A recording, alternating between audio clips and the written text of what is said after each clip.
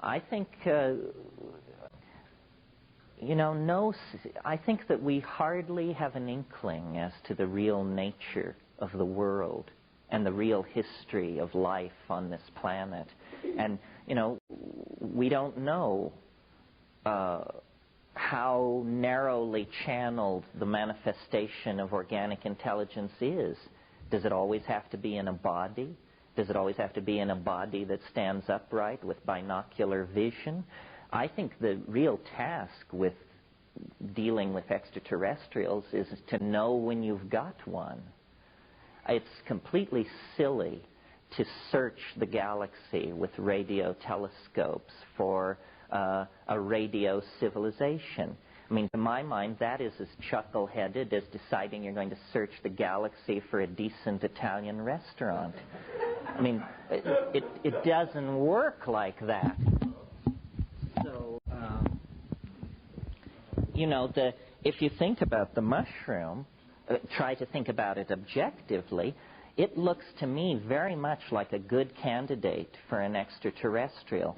First of all, DNA has been known to us only since 1950, less than a century, and we're already involved in this thing called the Human Genome Project.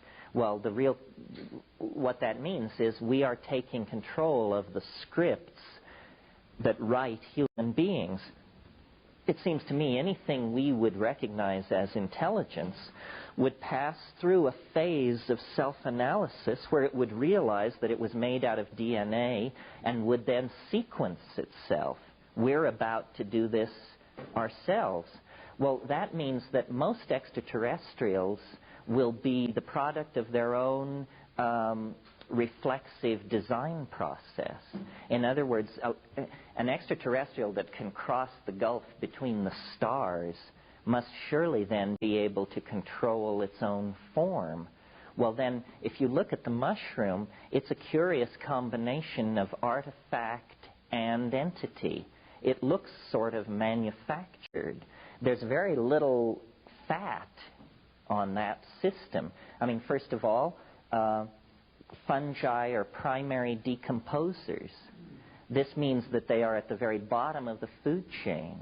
This makes the kind of vegetarianism espoused by Buddhists look like an orgy of slaughter, because if you're at the very bottom of the food chain, that is the only place that is absolutely karma-free. So there's the mushroom occupying the karma-free position in the food chain. Well, then it's,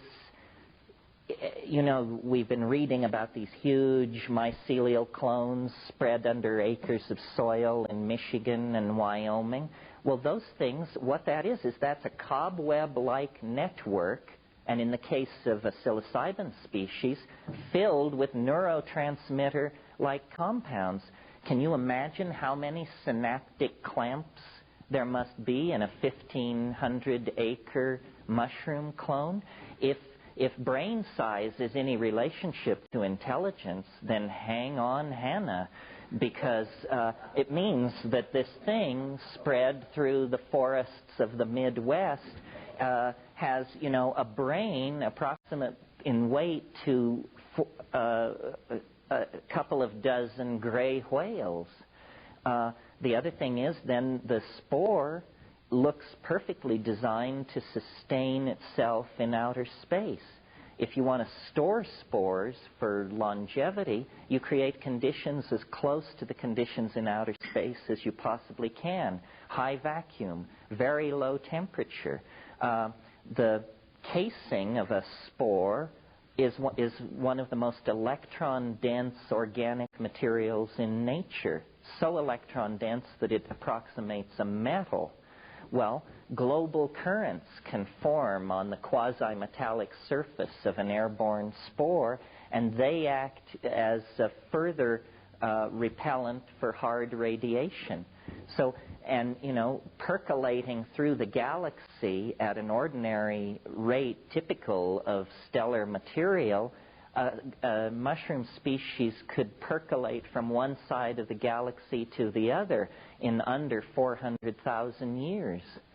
well, that's lightning speed compared to the size and age of the universe. If we were to gain the power to design ourselves, I think after a whole bunch of Madonna and Robert Redford clones, we would probably move on to becoming something very much like a mushroom.